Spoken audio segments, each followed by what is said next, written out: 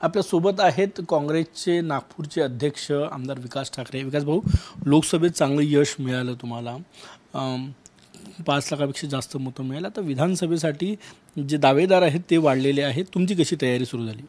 नाही, आता लोकसभेच्या निवडणुका संपल्या आणि निकालाच्या आधीच आम्ही 6ही मतदारसंघनिहाय व्यूहरचना चालू केली आहे. आम्हाला काय काय उपाययोजना करायच्या आहे आणि कसं आम्ही मताधिक्य घेऊ शकू यासाठी आमची चाचपणी चालू आहे.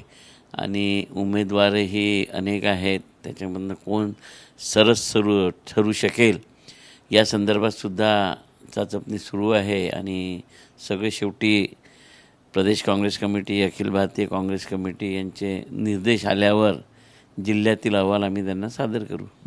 किती जागा? 6 विधानसभा आहे नागपुरात. शरद पवार गटाने एक मागितलेली आहे, उद्धव ठाकरे गटाने एक जागा मागितलेली आहे. कसे नियोजन करणार आहात तुम्ही? नाही, कसं आहे की आजवरच्या इतिहासात या सर्व जागा काँग्रेसच लढली आहे आणि काँग्रेसच्या विधानसभेच्या उमेदवारांचं मताधिक्य पाहिलं असता मला वाटतं अनेक पक्ष वेगवेगळे लढले होते, तरीसुद्धा काँग्रेसचा उमेदवारच मताधिक्यावर होता.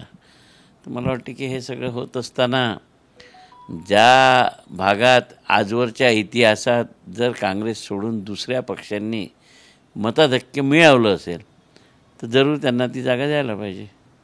जर काँग्रेसचंच मताधिक्य असेल तर मला वाटतं त्या जागा काँग्रेसकडेच राहायला पाहिजे. ओएसिस फर्टिलिटीच्या तज्ज्ञांनी IVF उपचार पद्धतीद्वारे 1 लाखांहून अधिक जोडप्यांना मातृत्व प्राप्तीचा आनंद दिला आहे.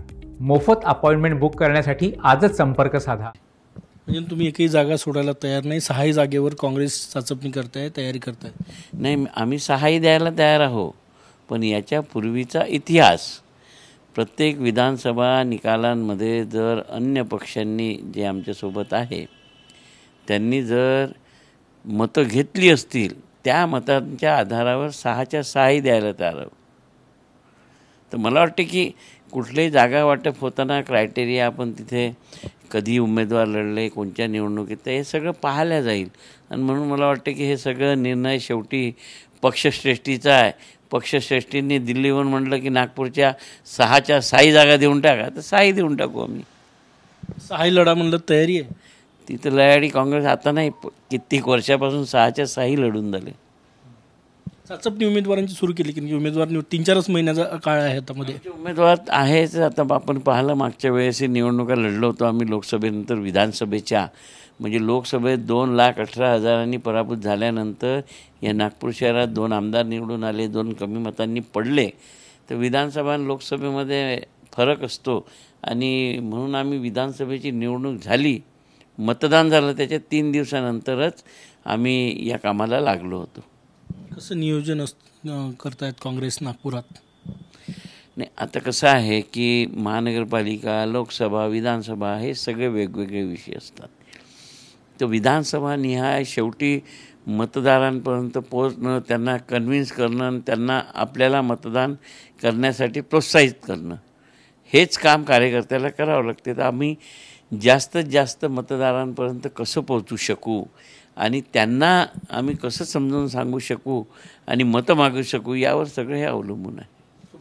कॅमेरामॅन सचिनसह गजानन माटे, TV9 मराठी, नागपूर.